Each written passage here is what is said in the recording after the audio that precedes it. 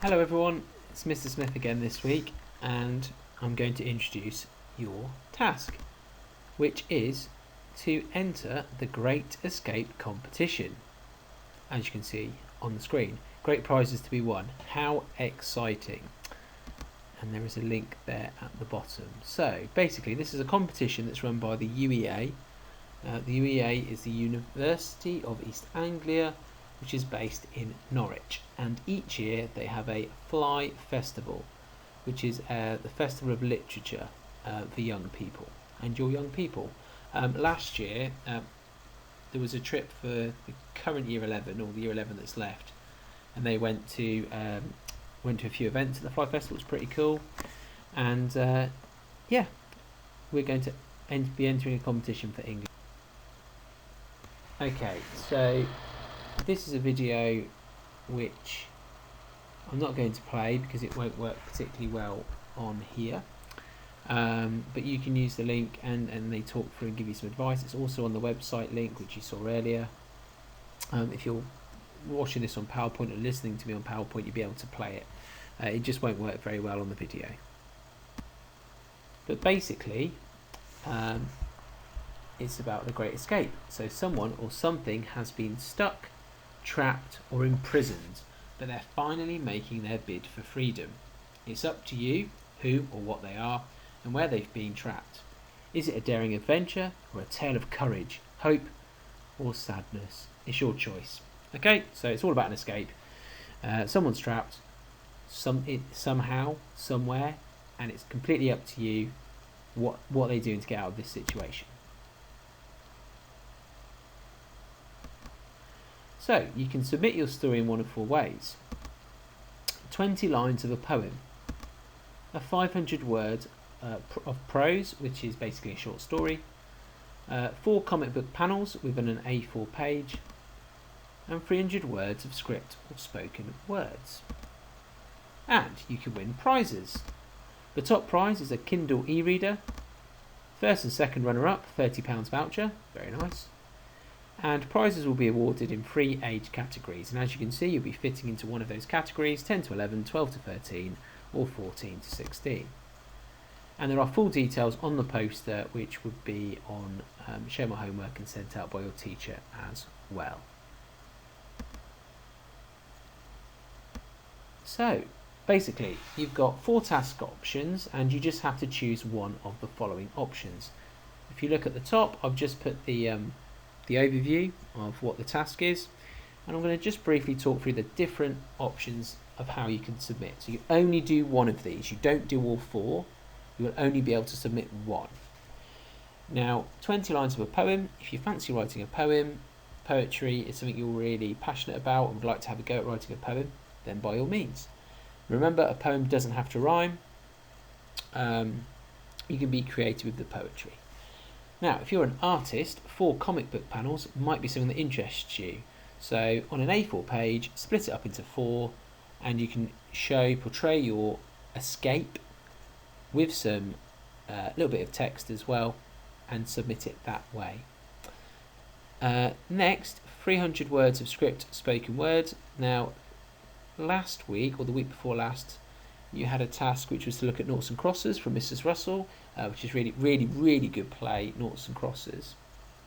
So that's a play script, and you can do a script or spoken words, or you can do 500 words of prose, or a 500 word story. Now I'm pretty sure most of you would have done a 500 word story. You might have done one at primary school. I know some of the children in my classes have done that this year and entered the competition, and some of you have done really well.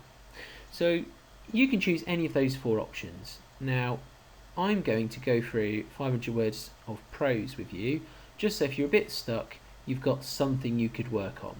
You've got an idea of something you could do. Okay, but it doesn't mean you have to do this one. You could choose any of the 4, but I'm not going to spend time talking about how to do the poetry, how to do your comic book panels, how to do your script. I'm just going to do the 500 words of prose. So you can do any of them, but if you're a bit stuck for which one to do, I am going to talk through the short story because it's something you've possibly done before, 500 words. Creative writing is something you've done in English. You've done it recently as well with Mrs. Swartz. So that's what we're going to look at. Now I'm going to go through different steps of how you could create your 500 words of prose. Now there are lots of different ways of doing this. This is just my advice, how I would approach it, and the teachers you have in your live lessons this week might talk through different ways or add some different bits of information. But I'm going to go through six steps that I think would work for this. You might use something different. It's just an idea if you're a bit stuck for ideas.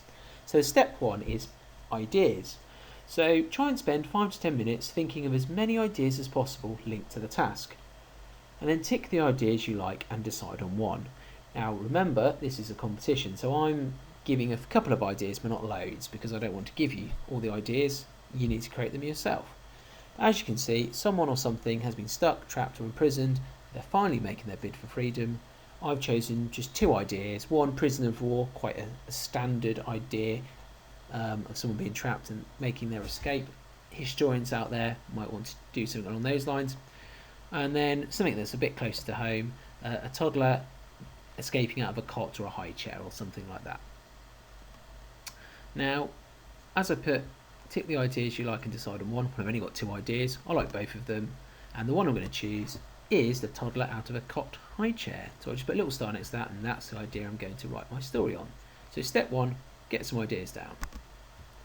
Now, you notice over here it's just popped up. It doesn't have to be something literal. It could be metaphorical. And what I mean by this is, it doesn't need to be someone or something that's actually physically trapped. It could be that they're trapped in a different way, perhaps in a situation. So they're not actually escaping a prison or a room or their high chair. It could be that they're in a situation that they're trapped in, or perhaps there's lots of different ideas there you can explore that I don't want to give too many ideas away. Okay, so it could be literally trapped somewhere, or perhaps trapped in a different kind of way, and that would be something quite clever some of you might want to think about. Okay, let's have a look at step 2. So step 2, planning. Really important. Some of you do this really well, some of you bit of a work in progress possibly, but do plan. Just spend some time mapping out what you want to happen in your story. Maintain a clear beginning, middle and end. Now as you can see, I've come up with some general, just very basic notes for what's happening in the beginning, middle and end of my short story. And as you can see, order of events, start in the beginning, middle and end.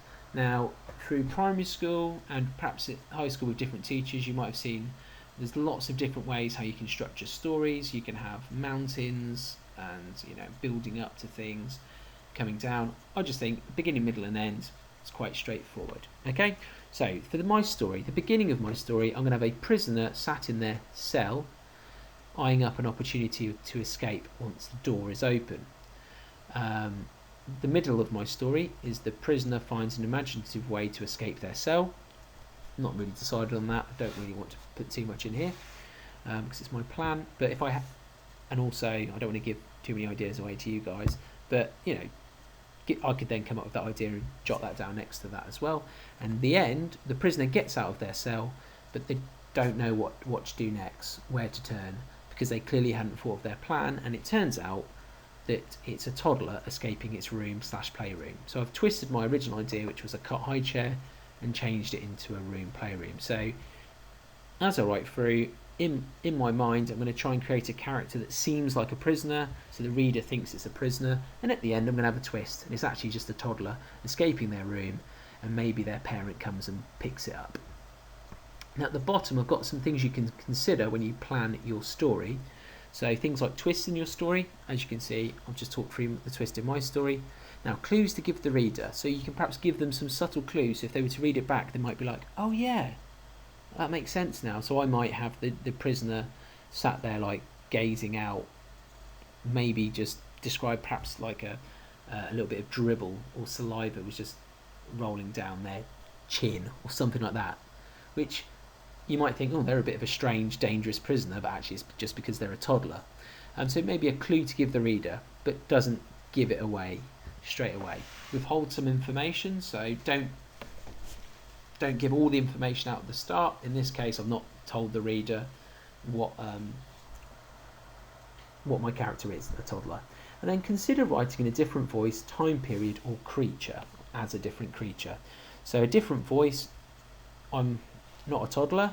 Some of you might disagree, but I'm writing in a different voice there. Could write as a toddler, someone who's very old, someone who's not you, okay, so an adult, etc. Perhaps from a different time period. Again, those historians out of you might want to set this in history at some point.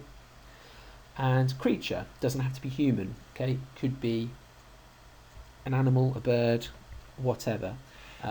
Fish, I always think fish miss out on that when you talk about animals.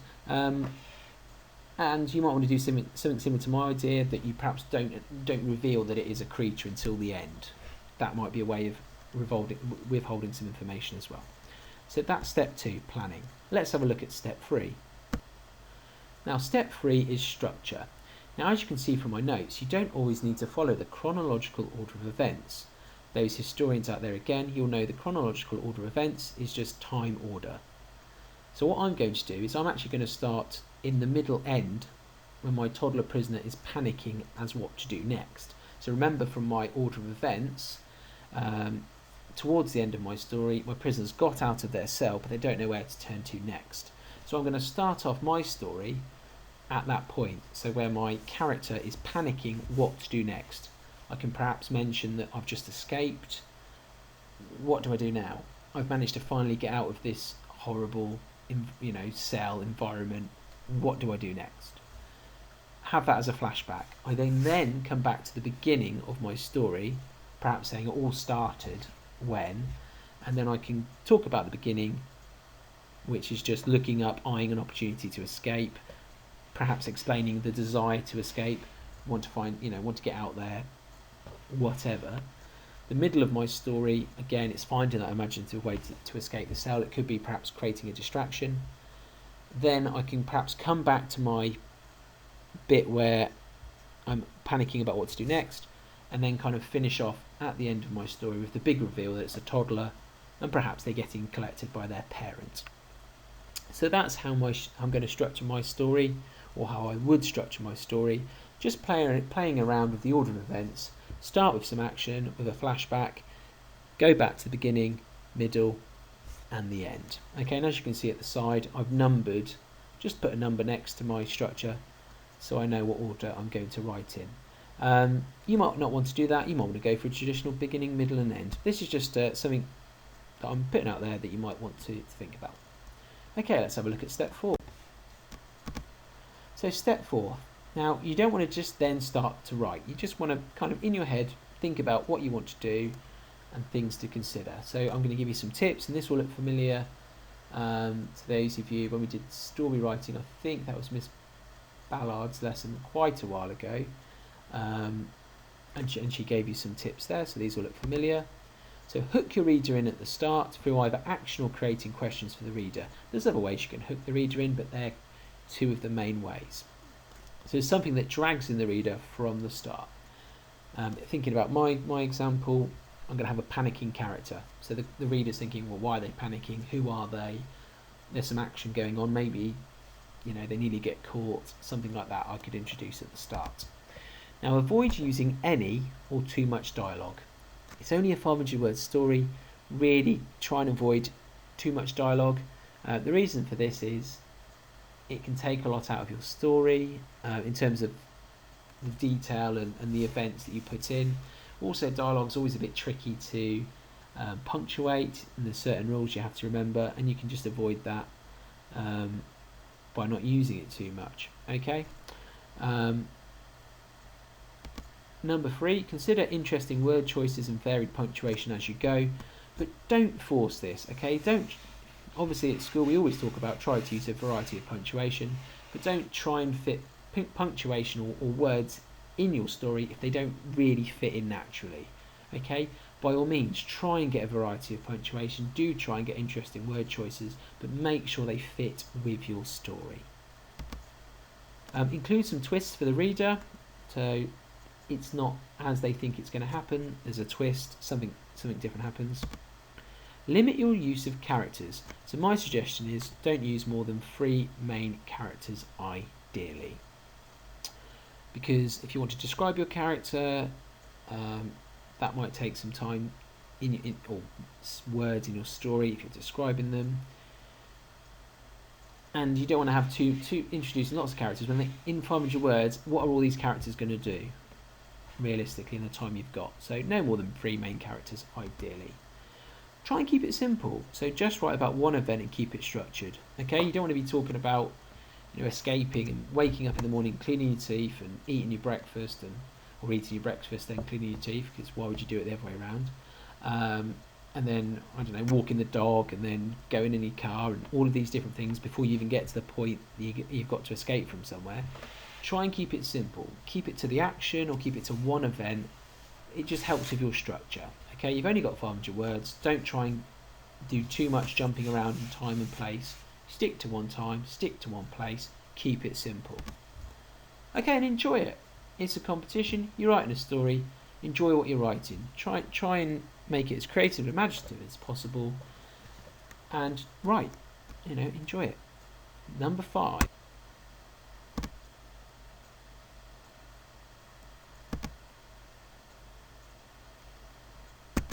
Step 5. That took a little while, guys. Write up your story. So if possible, I would recommend typing your story. It makes it easier to edit at the end, okay, and also to submit. I've obviously not submitted any stories in the competition, as I'm not in the age brackets, unfortunately, that you guys are. But it'd be a lot easier for you to type your story up if you can. If you can't, then I think there might be other ways you can enter. You'll have to have a look at that yourself.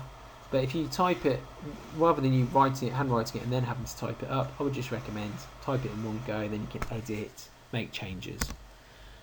Now, we've written our fantastic story.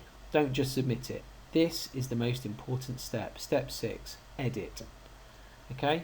Now, if you're in an exam situation, we recommend that you're leaving at least 5 minutes at the end to edit a story, ideally a bit more.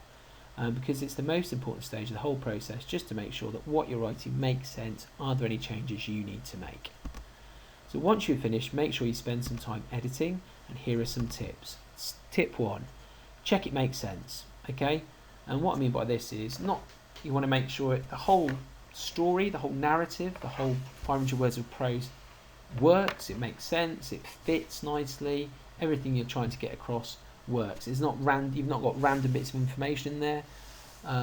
It flows nicely, everything that you want it to be. As well as that, individual sentences, because sometimes, and I have to really edit my work, anything I type, just to make sure I don't make these silly mistakes. You can just perhaps have written something that doesn't make sense when you read it back. Okay, so it seems great when you've written it, but actually read it back and think, oh, that doesn't really make sense. So it's the whole story, but also individual sentences and sections. Now, how can you do this? Read it out loud to yourself or to someone else if you've got someone out there who'd listen to your story. Okay, so just read through it, and then obviously if you notice something that needs changing, change it. Tip 2, check your use of vocabulary. So we talked about this earlier. Try and include a range of vocabulary and punctuation, but now go through and check, especially your vocab. Okay, so check your punctuation is where you need it, but really check your vocab. Are your words precise enough?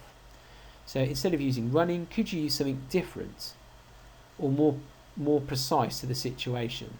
So rather than having a character that's running, perhaps if they were crawling, that's not even like running, is it? Maybe sprinting, because running could be Mr. Smith going out for a run. It's not really full out sprint. He could not be going very quickly at all. But sprinting, we know a sprint is a sprint, and that's a very quick run. So as a reader, we know exactly what the character is doing. Okay, so just think: is your vocabulary chosen precisely?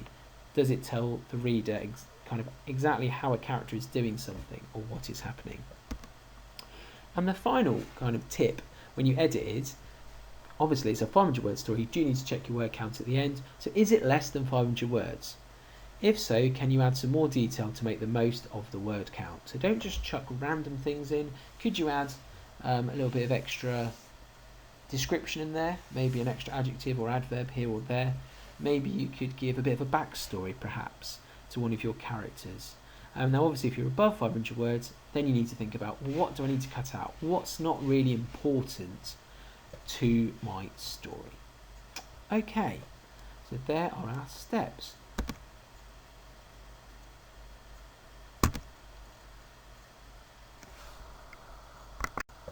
So what does that leave us to do now?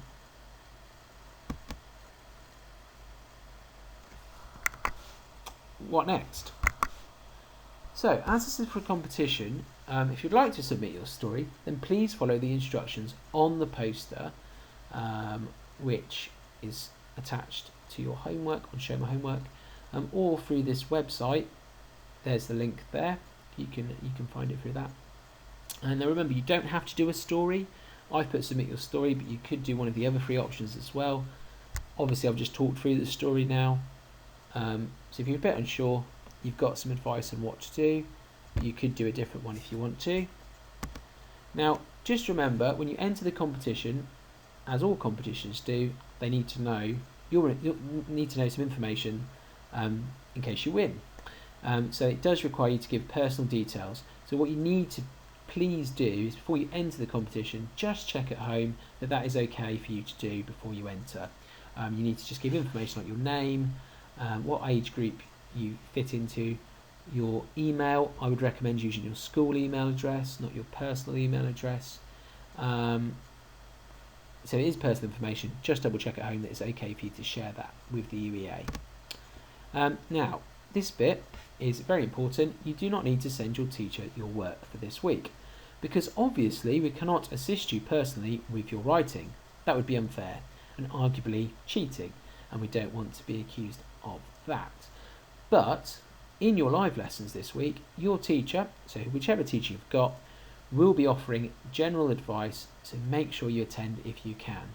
So you'll be getting some personal, well, not personal advice, some advice in your live lessons this week on how to write a story, and there might be a little bit of coverage of the other 3 tasks as well. And that'll be a chance for you to ask questions, share some ideas perhaps as well. Okay, so all that leaves for me to say is that the deadline is Monday the 27th of July, so you have 2 weeks if you're looking at this on Monday when this is set. So you've got a couple of weeks to do the work, and you can decide when to do it. And good luck and enjoy, and hopefully we'll have a winner from St Clement's. So all that leaves me to say is have a happy and safe summer holiday on behalf of the English department. I know there's lots of you that have been working incredibly hard over lockdown, and you do deserve a well-earned rest over the summer holidays. So if you want something to do over the summer holidays, because I know a lot of you will like to still do something, my recommendation is read a couple of good books. Okay, just do some extra reading and try and take a rest, especially if you've been working so hard, as I know many of you have, over this time. Stay safe, and I look forward to seeing you in the September term. Take care, bye.